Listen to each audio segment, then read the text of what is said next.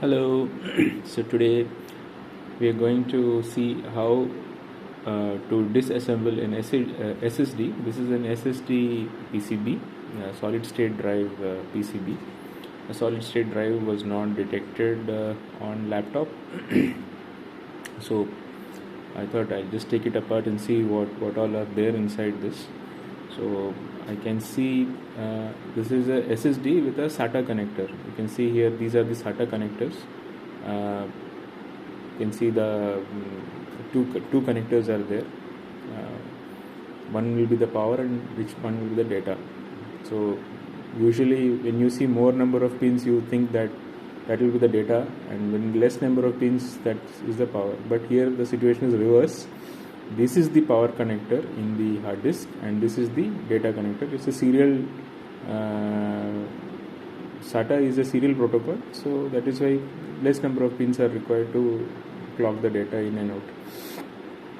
So here is the power connector. The power connector, if you look at the SATA standard, I'll be showing you the SATA power standard in the next few minutes. This is you can see here there are many pins here for the power, and the first it goes up like this. The first two to three pins give the around 3.3 volts. The remaining are ground. Then when you see the red here, the red mark here, these three pins are the 5 volt. Then remaining are ground, and the last three pins are the 12 volt supply. So three supplies are may be required. One is the 3.3 volt, 5 volt and 12 volt. So I don't know whether all the three are required or any of these three will do to power the hard disk. So when I connected SATA to USB converter and adapter, so that I could connect the adapter here and then connect the USB side to the laptop, and then I measured the voltage here at the red point. You can see the red point here. Here I am getting only the 5 volt, whereas 3.3 and 12 volts are all blank. I was not getting any voltage here. So even though I was getting a voltage 5 volt here, the drive was not detected basically. So this is a two-sided, it's a multi-layer PCB. So I will briefly try to figure out what are all there inside this PCB. So first, this is the top side. The bottom side, if I flip it around, you can see I have removed some components. That is why it is looking bare. So here, my initial suspicion was I was getting voltage there, but here and all I was not getting any voltage. Especially here, a lot of capacitors were there. These capacitors, once I touched the positive and negative, I was getting dead shot. So immediately I thought some capacitor might have gone, but the problem was all these, there are 10 capacitors here, and all the 10 capacitors are in parallel, and I didn't know which one was shorted. So again, a lapse of judgment there. I thought maybe 10 capacitors can't be shorted, something else might have been shorted. So I just poked around with my multimeter a bit, and then I found another capacitor here. Here, this side. Here, there was a small capacitor that was also showing short. So I thought, why not remove that and then check. So I removed that, but again the shorts in these capacitors were still there. So then I thought maybe the IC is gone. Here is the lapse of judgment. Instead of plugging out the IC, I should have plugged out the capacitors, which was more easy. But somehow there is a lapse of judgment, so I removed the IC. But again the shorts were still there. My lapse of judgment continued, and I flipped the board, and I saw this is the 5 volt supply which is coming, and here there are two ICs are there. Each of these ICs, one IC is connected to this 5 volt supply, and this is basically a power management IC. It is called Texas Instruments 25940, and the name they have given is E-Fuse with true reverse blocking and dev sleep support for SSD. So there is this IC might be a power management IC which will support the sleep function also. That means if there might be a input to this IC from the controller, the board controller, stating that there is no activity going on, so you can reduce the power. So basically this IC is two MOSFETs in series pass, and you can see this is the input which is coming into this IC.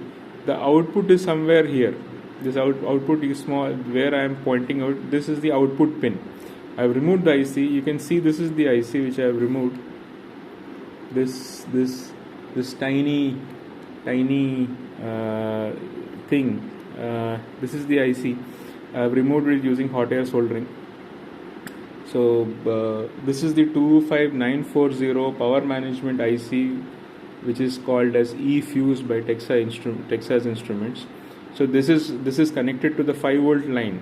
So whatever power management has to be done for the 5-volt line, this IC will do it.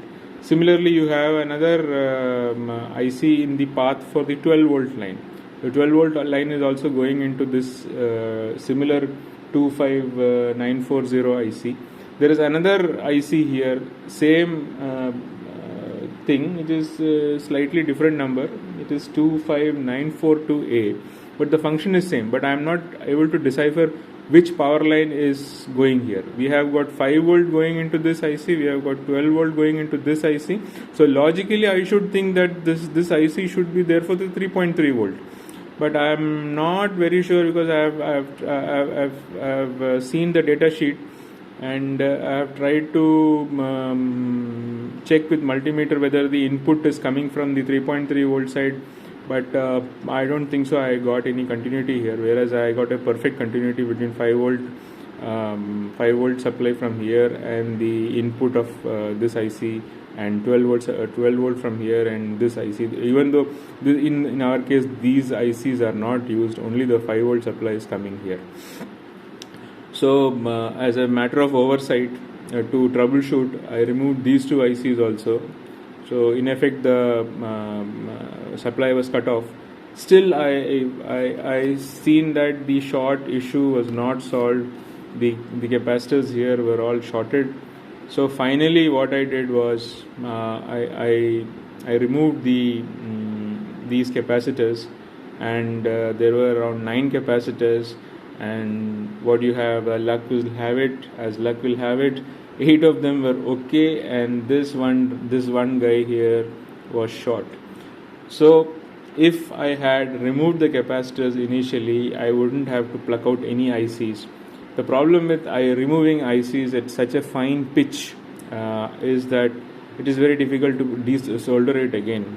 You may have a short, or you may have a problem there. So you should be very careful. I should have done this here. Anyway, this is a lesson for the future SSD troubleshooting. If your SSD is not detected, just go for the capacitors first. See the capacitors which are there in the short, remove all of them, test, and then you can go for the ICs. So this particular IC which I have removed, this is another regulator. All the capacitors, these capacitors, they are all in parallel. And you can see, if I zoom it around a little bit, you can see some plus signs here. This is all the positive this thing. Each capacitor is around 100 microfarads. So 9 capacitors in parallel will make it 900 microfarads, and this is connected directly to this IC. And the 5 volt which I shown you in the previous, on the other side of the board, this is a test point here. I have just marked it with a plus here. This 5 volt is coming here, and it comes directly to this capacitor and to the input of this regulator IC. So basically this must be a kind of a boost IC. I don't know if it's a power regulator. I could get its name.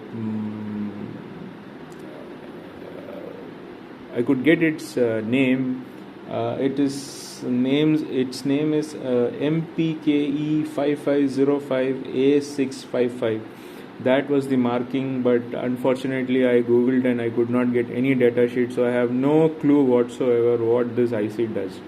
So even with powering on, I could not measure any voltage because of the short, because as these capacitors were shorted, everything went into safe mode.